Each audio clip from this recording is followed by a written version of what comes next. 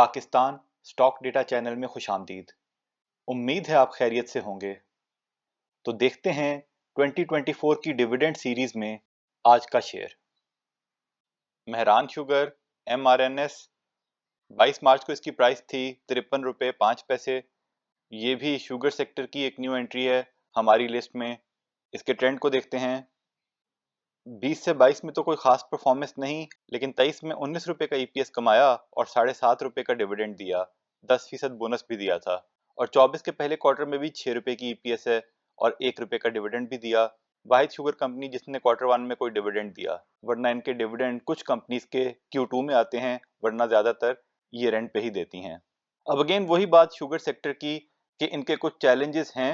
अगर वो challenges address हो गए तो ये इस साल भी बहुत ज़बरदस्त परफॉर्मेंस कर सकता है। Q2 के रिजल्ट्स और फिर Q3 के रिजल्ट्स देखें, अगर तो वो रिजल्ट्स अच्छे नहीं आए तो ये असेसमेंट इनवैलिड हो जाएगी। अगर वो रिजल्ट्स इसी तरह अच्छे आए तो फिर ये असेसमेंट ऐसे ही चलती रहेगी।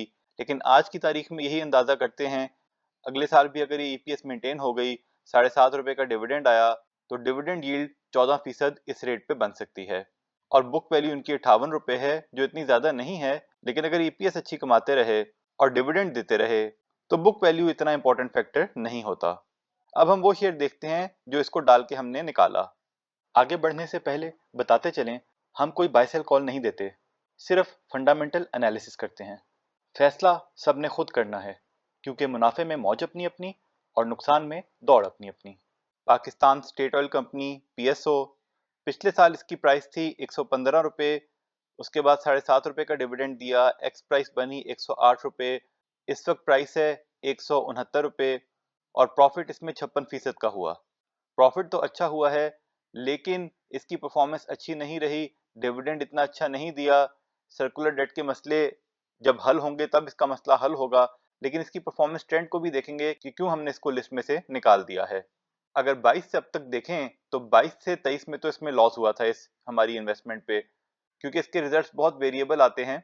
और अगर 2 साल में देखें तो 11% प्रॉफिट है, यानी कि वही बात कि ओवरऑल शेयर अगर इतना बुरा नहीं हो, अच्छा हो, तो अगर एक साल लॉस हुआ तो अगले साल रिकवर भी हो सकता है। तो इस साल ओवरऑल तो प्रॉफिट बड़ा अच्छा हुआ, लेकिन हमने लिस्ट में से इसको निकाल दिया है। उसके लिए ट्रेंड देखते हैं। अब देखें 22 में इसकी 183 रुपये की EPS आ गई थी, लेकिन क्योंकि इसके कैश फ्लो के मसाइल हैं, सिर्फ उसमें से 10 रुपये का डिविडेंड दिया। और 23 में सिर्फ 12 रुपये की EPS बनी और उसमें से 7.5 रुपये का डिविडेंड दे दिया।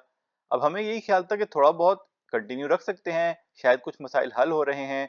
और 24 के पहले क्वार्टर में 46 रुपये की EPS भी आ गई, लेकिन Q2 में 30 रुपये के लॉसेज आ गए।